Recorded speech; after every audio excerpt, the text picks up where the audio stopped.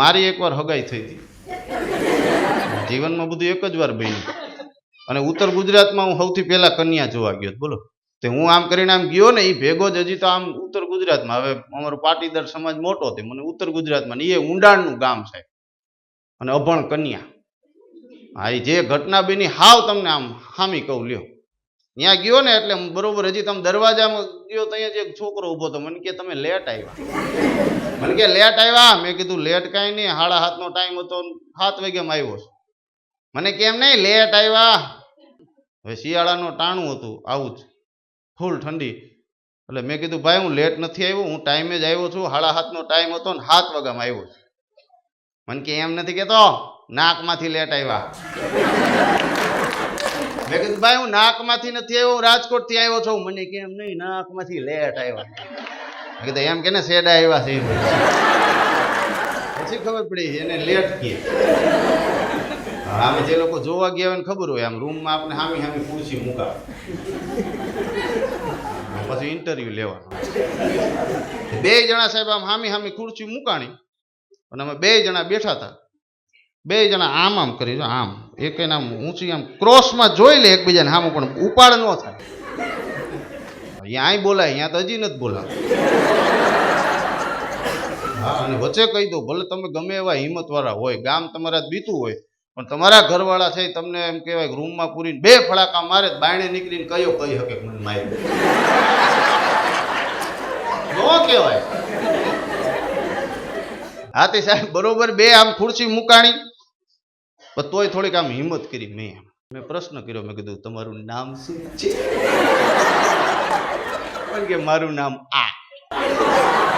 નામ નહીં કહું આપણું ગોઠવાનું નથી ઓકે પછી મેં કીધું કે તમારે કંઈ પૂછવું છે મને કહો આમ તો છે ને મને તમારા નામની ખબર છે પણ તમે કહો તો તમારા અવાજની ખબર પડે હું અત્યાર સુધી રામાયણ કરતો તો મેં કીધું ભાઈ મારું નામ તેજસ છે ઓકે પાછા 2 જણા આમાં હો એનો હાથ અહીંથી હાથ છે નહીં મારો અહીંથી નહીં 2 જણા આમાં બેઠા હતા મેં હળવેક દિન પૂછ્યું મેં કીધું એમ નહીં આમ તમને કઈ શોખ ખરો મને કેવો વે શોખ તો છે નહીં શેનો છે મને કે શેરીમાં છોકરા રમાડવાનો છે ને શેરી પોદરા ઉપાડવાનો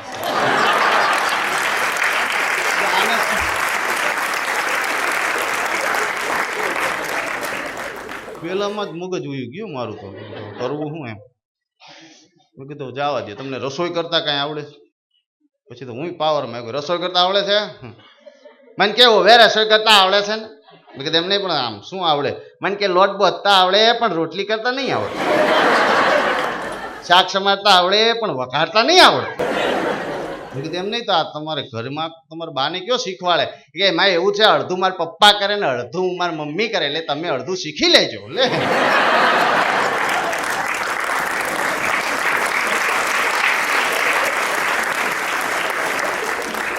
મેં કીધું આ જોવા આવ્યો તો કે ધળ પાડવા આવ્યો તો એ નક્કી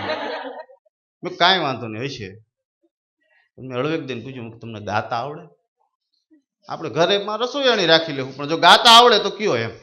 મને કે હવે લગ્ન ગીત ગાતા આવડે કીધું ઉપાડ કરો સાહેબ એને જે લગ્ન ગીત ગાયું તે દુનું મેં ગાવાનું મૂકી આમ કરીને આમ હાથ રાખ્યો ને ઉપાડ કર્યો નાણાવતી રે સાજણા બેઠું માંડવી બીજી કળી ગાઓ એક કળીમાં સૂરની ખબર ન પડે એમ બીજી ગાઓ એટલે આપણે કાંઈ તમને ગાતા આવડે ધંધો આયરે કરશું ગાઓ સાહેબ એને જે બીજી કળી ઉપાડી જે ગામડામાં રહ્યા હોય એને જ ખબર હોય આ ઘટના બીજી કળી ઉપાડી કે બાઈજી હામી રે શેરીમાં એક પોઈદ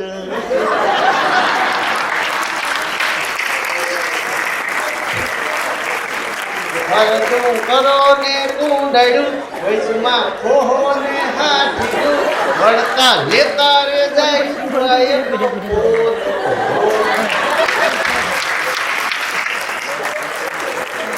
કોઈ મને એમ થયું કે હજી 1-2 પ્રશ્ન કરું એમ મગર તમને મોબાઈલમાં કઈ ખબર પડે મને કેવો હે મોબાઈલમાં ખબર પડે ને લાલ ચાપથી કાપવાનો લીલીથી ઉપાડવાનો